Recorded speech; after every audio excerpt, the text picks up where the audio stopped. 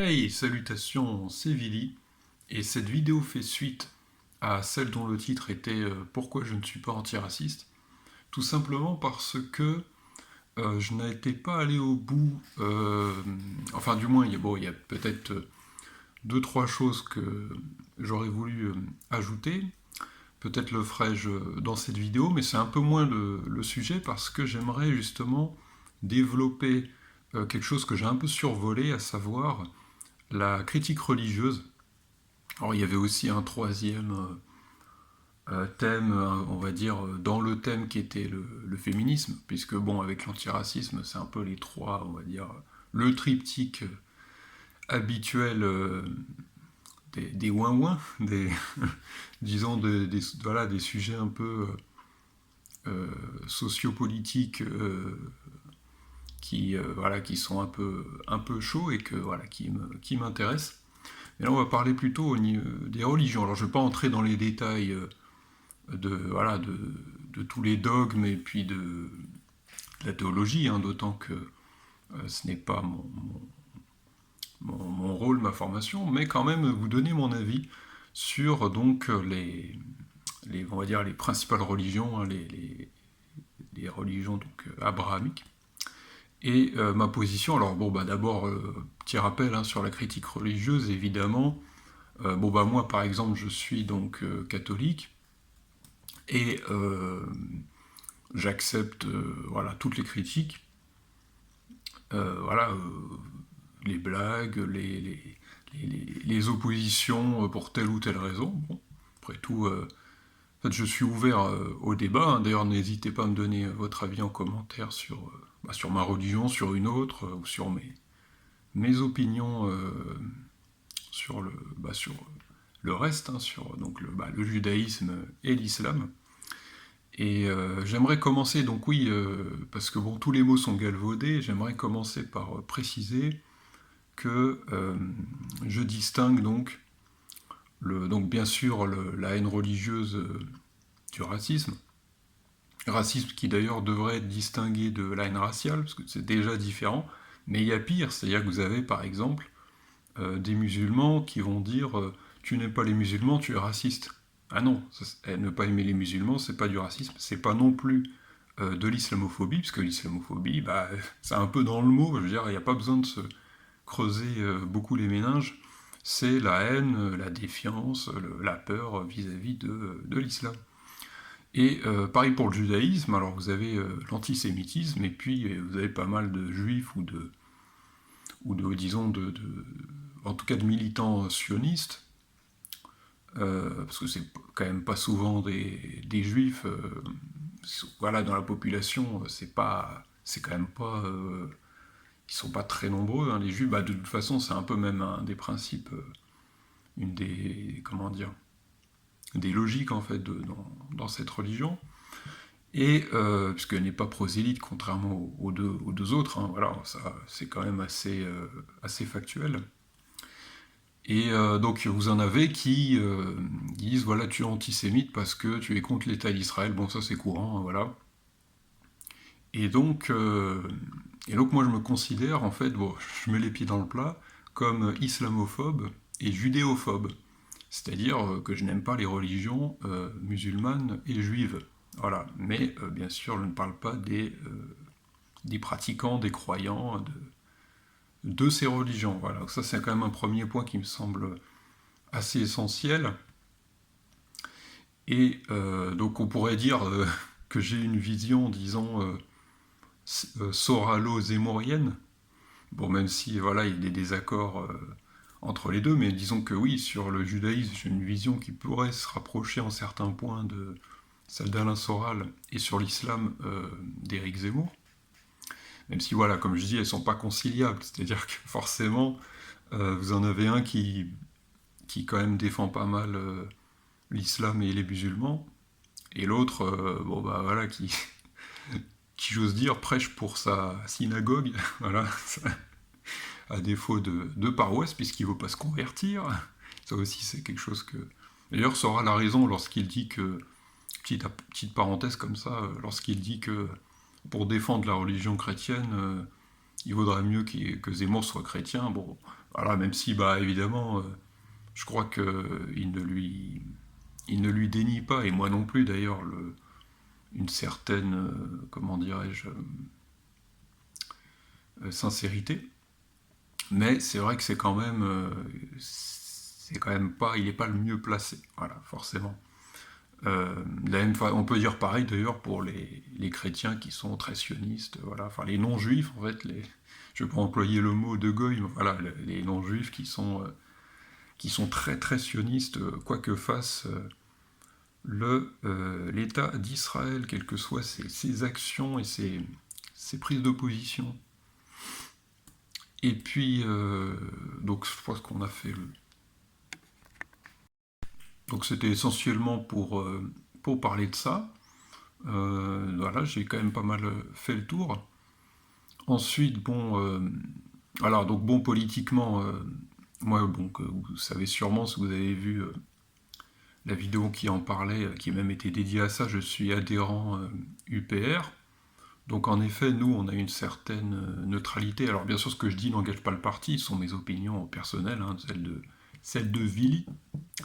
Mais en effet, bah, sauf sur le fait qu'on est favorable à la critique religieuse, hein, au parti, ça c'est sûr, mais sur le côté voilà, judéophobe, islamophobe, ça c'est vrai que même s'il y a quand même le principe qui, avec lequel je suis d'accord qui pour le coup est une proposition, j'allais dire un dogme, ça on n'est pas non plus une religion, on remet en cause, on a quand même, voilà, en tout cas au niveau du parti, l'esprit cartésien, hein, c'est-à-dire qu'on soumet à son libre arbitre les informations et les certitudes qu'on voit passer et que même qu'on peut avoir, hein, voilà, on se remet en question, ce qui est une qualité bah, très rare, hein, comme chacun sait, de nos jours.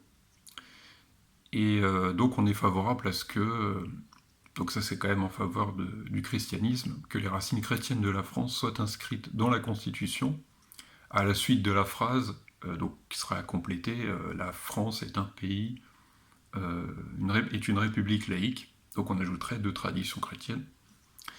Donc à part ça et la critique religieuse, voilà, tout ce que je dis, ça n'engage pas le parti, ça n'engage pas l'Union populaire républicaine. Et à présent, pourquoi? Alors d'abord, pourquoi je suis catholique? Alors c'est vrai que l'origine de cette confession, évidemment, elle est comme... bah, en fait, plus de 90% des croyants, quelle que soit leur religion, elle est d'abord familiale, évidemment, hein. Je suis né, on m'a baptisé donc en septembre 97. J'ai d'ailleurs la VHS de mon baptême, j'ai pas de quoi la lire parce que je n'arrive pas à faire fonctionner mon foutu... je veux pas dire foutu alors qu'on est dimanche, mais quand je tourne, mais mon fichu, voilà, mon satané, ah bah non, ça non plus, lecteur VHS. Euh, mais en tout cas, voilà, donc c'est d'abord familial, donc puisque voilà, mon père était catholique, ma mère aussi, même si elle s'est convertie. Oui, alors il y en a qui vont rigoler, bon, au protestantisme, hein, voilà. Soyons, je vous livre un petit peu ma vie, hein, mine de rien. Je raconte un peu mais voilà, des choses assez privées.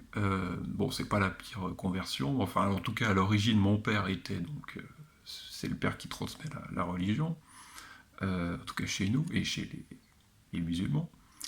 On y reviendra un peu plus tard. Donc mon père m'a transmis donc la catholicité et donc bah voilà, c'est une religion d'amour, hein, forcément avec ça c'est quand même quelque chose qui est quand même assez difficile. Alors bien sûr on parle parfois des croisades, mais enfin il y a aussi un aspect légitime défense. Je ne vais pas revenir sur chaque critique qu'on peut faire, chaque dogme, hein, comme je disais en ouverture, mais il y a quand même cette, cette religion d'amour, voilà, c'est un Dieu d'amour, voilà, incarné par Jésus, donc là je pense que là c'est quand même assez difficile à contester. Et donc je suis resté, donc je n'ai pas abjuré cette fois. Ensuite, eh bien, voilà, donc je n'aime pas le judaïsme, justement, j'y reviens, parce que c'est une religion qui est quand même basée sur, alors, qui n'est pas prosélyte, qui pourrait paraître bien, parce qu'on se dit dans un sens, ah bah ils vont pas convertir de force, etc. Mais bon, il y a l'aspect, voilà, peuple élu. Forcément, c'est une religion dont les, alors pas tous, hein, mais dont les orthodoxes estiment que, et d'ailleurs c'est dans les textes, hein, donc ça c'est toujours pareil, c'est-à-dire que lorsque vous avez comme ça des membres assez rigoristes, ils se basent sur des textes qui sont refusés ou ignorés volontairement ou non par des croyants, on va dire, un peu plus, comment on pourrait dire, classiques, voilà, un peu moins facho, hein, si on veut aller vite. Mais oui, il y a ce côté peuple élu, le fait que voilà, nous sommes choisis par Dieu et donc nous, nous sommes supérieurs aux autres, hein, tout simplement. Il y a tous les interdits aussi qui me semblent voilà, excessifs, comme en islam, hein, alimentaires. Le fait, vous savez, d'avoir des choses très précises, de s'orienter de différentes façons, de- d'avoir une manière de se laver, s'habiller, enfin, vous savez, d'entrer dans une pièce, enfin, toutes sortes de choses qui, voilà, qui ont été épurées, en fait, hein, dans notre foi catholique, notre religion chrétienne, enfin catholique et orthodoxe à la base. Ensuite, bon, bah voilà, il y a eu toutes les branches anglo-saxonnes, si j'ose dire. Mais en tout cas, oui, il y a quand même il y a ces principes-là.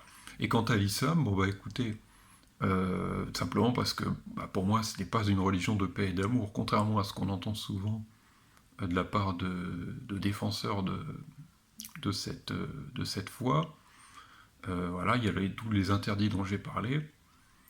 Euh, et donc oui, bien sûr, bah voilà, leur prophète qui voilà, était chef de guerre, s'est marié avec beaucoup de femmes, dont une enfant. Bon, forcément, ce sont des choses qui sont quand même assez difficiles et les musulmans ont le droit, je pense, sans risquer pour leur vie, sans être menacés de mort ou insultés ou quoi, de contester, enfin de s'interroger d'abord, de s'interroger sur ce bien fondé-là. Alors forcément, dans la logique, ça s'appellerait ça s'appellerait justement aller vers une conversion, qui en plus de, bah, d'ailleurs au passage est interdite et punie de mort en islam. Mais bon, écoutez, là, qu'est-ce que je voulais que je vous dise? Voilà, quand vous savez, quand une religion n'est pas considérée, n'est pas la légalisation des violences conjugales, du viol conjugal, l'encouragement à l'esclavage, enfin voilà, bon, je vais pas, vous avez déjà entendu ça de la part de pas mal d'islamo-critiques, je vais pas tout vous citer, mais en tout cas, voilà, l'interprétation, il y a des interprétations différentes voilà, selon les personnes, et quand on est croyant, bah, on peut interpréter ce qui nous arrange, hein, voilà, voire complètement retourner les choses. Mais je trouve que c'est important que les musulmans voilà, puissent comme ça s'interroger, pas forcément en allant jusqu'à la conversion, ni même l'apostasie, mais voilà, au moins qu'ils soient. Mais je sais en effet que la plupart sont quand même, euh, comment dirais-je, mettre de côté ce qui est problématique, comme on dit maintenant, hein. Mais quand même, je pense qu'il faudrait au moins que ce soit assumé et qu'il n'y ait pas seulement qu'on ait le droit justement qu'il n'y ait pas cette chape de plomb sur toute personne qui remet en cause tel ou tel dogme religieux. Voilà, donc n'hésitez pas à me donner vos avis en commentaire, dans le respect, hein, comme je l'ai fait, je pense, hein, j'ai rappelé des choses, bon après on a le droit de ne pas être d'accord, même si Ça va être un peu provocateur, mais on peut discuter de tout, sauf des faits. Mais enfin bon, je vous rappelle quand même que voilà, j'ai de la considération pour la plupart des croyants, c'est-à-dire ceux qui savent faire la part des choses, gardent un libre arbitre et conservent une certaine morale. C'est une phrase qui est plutôt répandue chez les athées, mais elle est assez vraie, c'est-à-dire que si la religion, le but premier de la religion, c'est quand même d'avoir une certaine morale euh, que tout le monde n'a pas en temps normal, même si bien sûr on peut très bien ne pas être croyant et avoir gardé ce sens-là au cours de sa vie.